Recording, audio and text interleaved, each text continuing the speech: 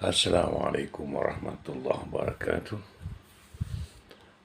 Selamat malam, selamat siang, selamat pagi. Salam, Om Swastiastu, Namo Buddhaya, salam kebajikan, salam natis. Kita berjumpa lagi di YouTube Latis ini. Jadi kemarin saya membicarakan tentang peran politisi. Jadi semua yang berlangsung di Indonesia Raya ini adalah dimainkan oleh para politisi dan juga menguasai, yaitu para intelektual,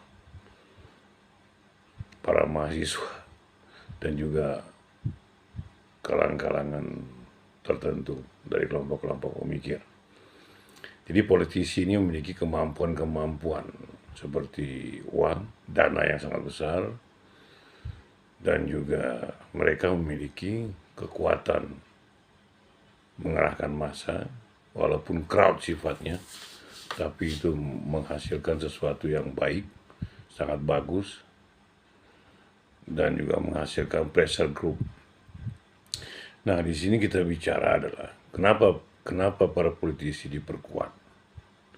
Ada 3 hal. Kalau untuk dalam negerinya, kita berbicara tentang penguasaan.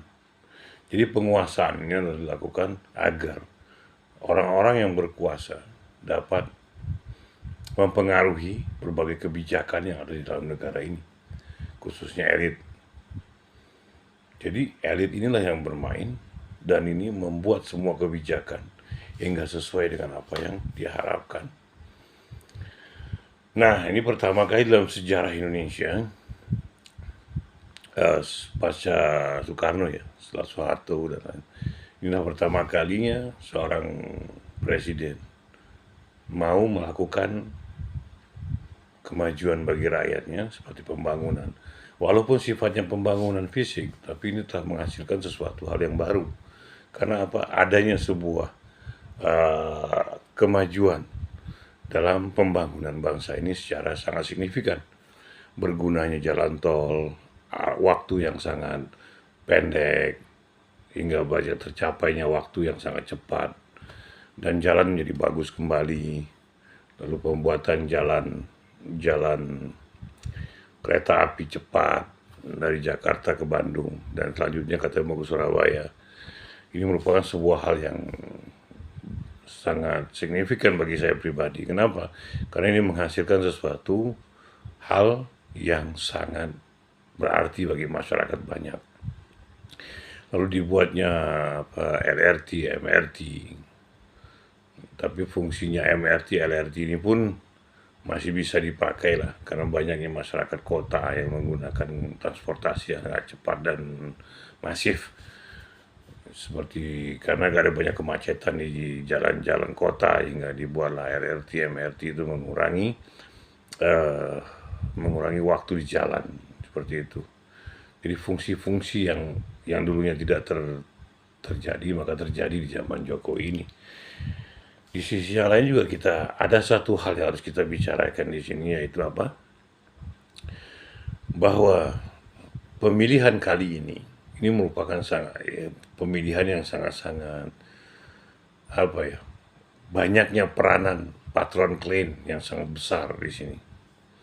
Karena kenapa? Pemilih di Indonesia ini memiliki 2 hal yang sangat dominan, yaitu dia mendengarkan patron kliennya, yang kedua dia mendengarkan kawan, sahabat, saudaranya untuk memilih. Dengan alasan-alasan yang tidak dirasiokan, tapi karena alasan-alasan pragmatis, seperti itu. Seperti dapat makanan, bansos, dan lain sebagainya. Dan juga di sisi yang lain juga, yang pertama. Yang kedua, nggak enak bila tidak memilih si A, si B, si C. Karena kenapa? Karena dia telah diajak oleh kawannya untuk memilih si A dan si B, si C. Jadi masyarakat Indonesia, rakyat Indonesia ini adalah masyarakat yang masih bersifat tidak enakan, seperti itu. Jadi mereka dapat digiring oleh patron kliennya. Patron klien itu apa? Orang yang di masyarakat itu dihormati, dihargai dan didengarkan seperti ulama, pendeta, pastor, pendeta Buddha, pendeta Hindu, dan sejenisnya. Atau bisa juga tokoh masyarakat, seperti itu bentuknya. Nah, jadi bisa juga tingkatan terendah itu bisa juga RT, RW, dan lain sebagainya. Nah, jadi masyarakat kita ini masyarakat yang masih taraf intelektualnya bukan taraf intelektual berpikir, tapi taraf intelektualnya apa? Mereka menggunakan daya dengar dan daya rasa. Seperti itu yang terjadi. Jadi pemilihan pemilu Indonesia ini adalah masyarakatnya masyarakat yang mendengar, yang menggunakan rasa, seperti itu. Jadi tidak menggunakan intelektualnya. Nah, disinilah para politisi menggunakan hal-hal seperti itu untuk dia naik dengan mendekati patron klien dan membagi beberapa orang untuk mempengaruhi masyarakat lewat orang-orang yang terdekat dengan masyarakat sekitar. Jadi ini yang telah terjadi terus menerus. Ini realitas yang terjadi. Karena apa? Masyarakat Indonesia bukan masyarakat yang berkesadaran, yang memiliki intelektual.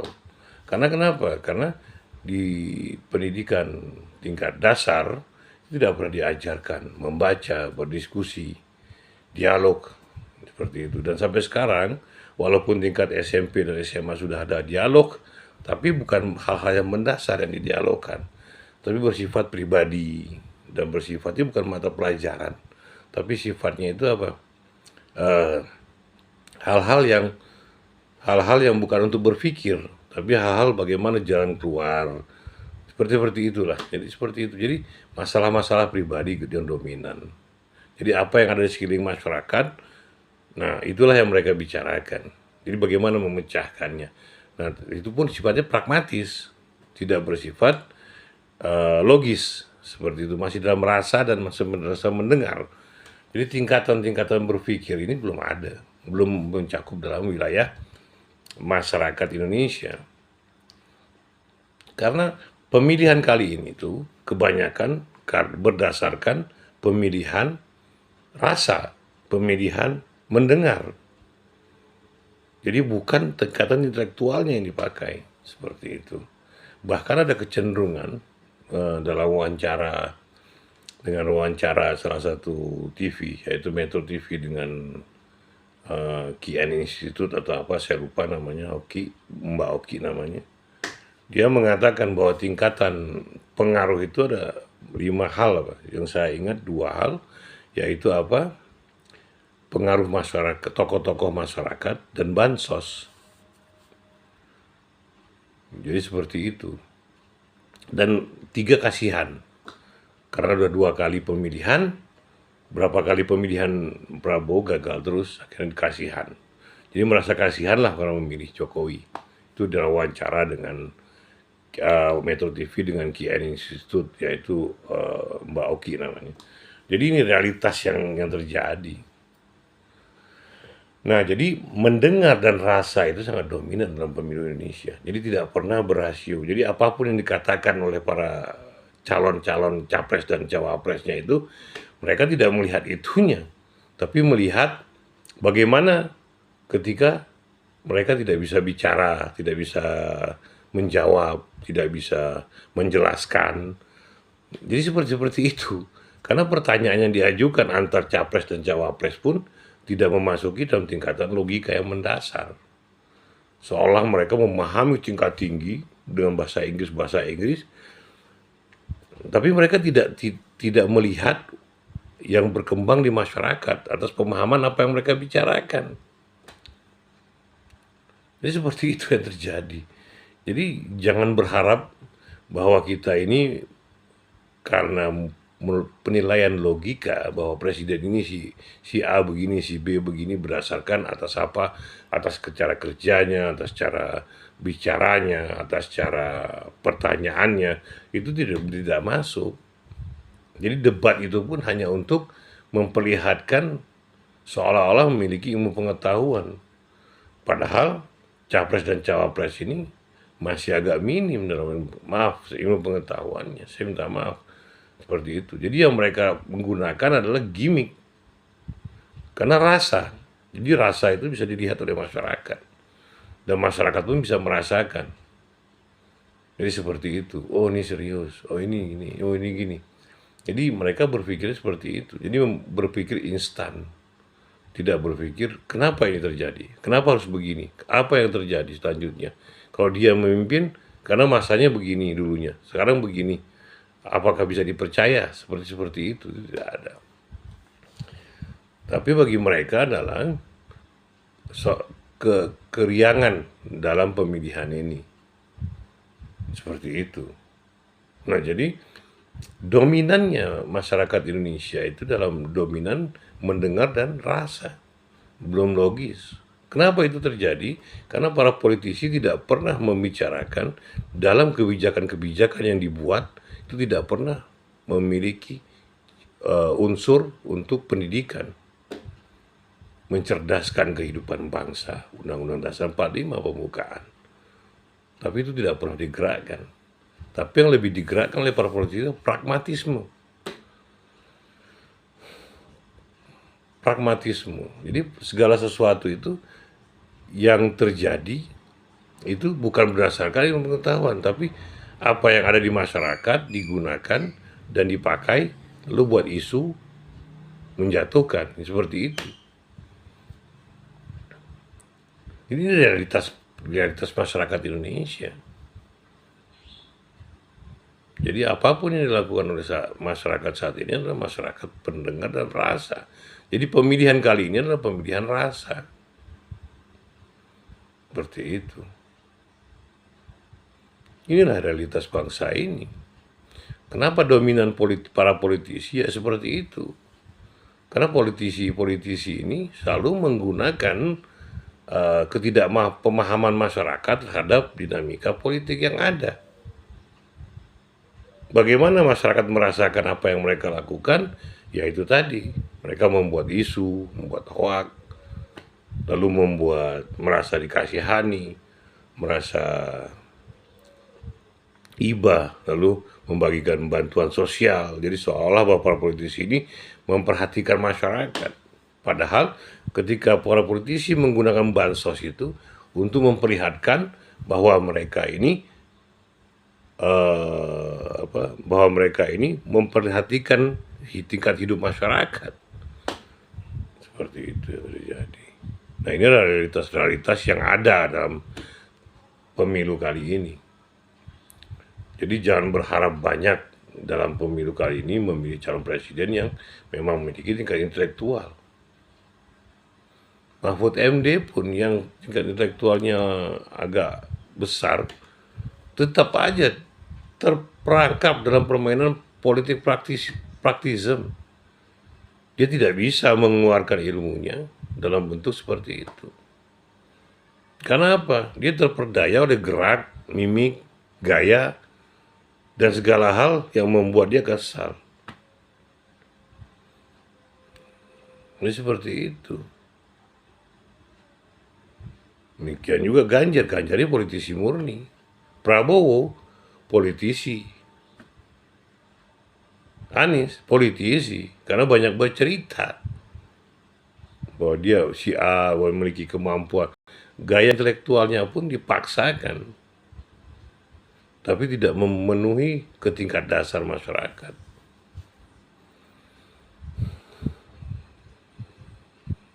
Karena mereka menggunakan itu untuk apa? Untuk masyarakat merasakan apa yang mereka rasakan. Jadi yang dijual oleh mereka itu perasaan dan mendengar. Bahwa mereka memiliki kualitas, mereka memiliki pengetahuan, mereka memiliki bahwa pernah menjabat, bla bla bla, dan lain sebagainya. Jadi hasilnya nggak ada. Ini seperti itu. Nah, pemilihan kali ini pun di antara para politisi itu kita harus memilih yang terbaik dari yang terburuk. Sudah itu yang terjadi saat ini. Karena tidak ada intelektual di antara mereka semua ini. Kenapa saya bilang? Ya karena mereka tidak memahami politik secara umum, tapi mendengarkan apa yang dikatakan para para penasehatnya, tim sesnya, untuk melakukan apa yang harus dilakukan di tengah masyarakat. Jadi mereka pun tidak memiliki daya tawar kepada masyarakat melalui intelektual. Inilah realitas yang terjadi di bangsa ini. Kita mau ngomong apa? Ya inilah realitasnya. Seperti itu. Karena kenapa? Pendidikan dilupakan secara terus-menerus. Mereka lebih kecenderungan kepada ekonomi. Seperti itu. Padahal ketika intelektual meningkat di masyarakat, maka ekonomi pun berjalan dengan secara otomatis karena mereka menemukan kreativitas dalam berdagang, kreativitas dalam membuat sesuatu, kreativitas dalam bergerak, memasarkan, memahami pasar, lalu menjual ke daerah mana, segala macam. Itu kan memerlukan intelektual. Seperti itu yang terjadi. Nah, jadi memang rasa dan pendengaran lalu dipakai oleh menggunakan patron klien dan menggunakan hal-hal yang seperti kasihan, terus kasihan, tokoh-tokoh yang digunakan, terus juga kasihan, terus patron klien, dan juga bansos. Jadi segala sesuatu hal yang praktis bentuknya, tapi tidak mengungkapkan apa yang harus dia lakukan ketika dia memerintah. Seperti itu. Jadi Ganjar, Prabowo selalu menggunakan kalimat-kalimat yang dipakai program-program Jokowi semua. Sementara Anies melakukan sebuah perubahan. Perubahannya seperti apa? Dia tidak menjelaskan secara konkret karena dia sendiri sedang mencari kayaknya. Jadi seperti itu. Nah, masyarakat pun ditarik oleh Anies berdasarkan seperti yang semula lagi. Anies membawa masyarakat kepada sebuah kelompok. Seperti itu. Dan ada pemilih-pemilih Prabowo pun ketakutan pada Anies karena Anies dibilang pendukungnya itu dari orang-orang yang radikal. Seperti itu ketakutannya Anies, ketakutan pendukung-pendukung. Orang kenapa pemilih Prabowo karena salah satunya itu tadi, radikalisme yang dimiliki oleh kelompok Anies. Jadi seperti itu realitas. Nah, jadi terpilihnya Prabowo pun karena Prabowo merasa dia berbuat apa yang dia mau aja. Dia lebih rileks dibandingin dua orang antara Ganjar dan Anies. Karena Ganjar dan Anies terlalu formal, seolah ketika itu masyarakat berbelas asih, memberi segala macam, terus seolah-olah memperhatikan kalimat-kalimat seperti itu yang mereka pakai selalu. Nah, sementara Prabowo terbentuk dari di bawah alam sadar dia. Ketika ada orang kejepit, dia tarik bodyguard stafnya untuk dia dorong orang itu biar nggak kejepit. Lalu juga ketika bodyguardnya mendorong seorang artis, dia lalu memegang pundak bodyguardnya. Dan demikian juga ketika bodyguardnya mendorong Yusril Iza Mahendra, dan dia membicarakan dengan bodyguardnya. Jadi segala sesuatu hal yang refleks itu terjadi di situ. Demikian juga bodyguardnya ketika ada yang pingsan langsung dibawa ke tempat para dokter. Jadi segala sesuatu yang dibuat itu secara alamiah gitu. Inilah realitas yang terjadi di pemilu kali ini. Nah, tapi ya itu tadi sifatnya politisi.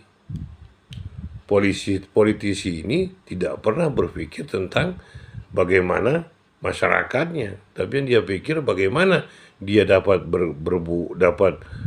menjadi terpilih dan dapat berbuat untuk kelompok dia. Ini masalahnya para politisi itu seperti itu. Hanya memanfaatkan momen ketika di mana? Ketika di kampanye. Mau kampanye 2 bulan mereka membuat sebuah perbuatan jalan atas nama partai, nama diri pribadi.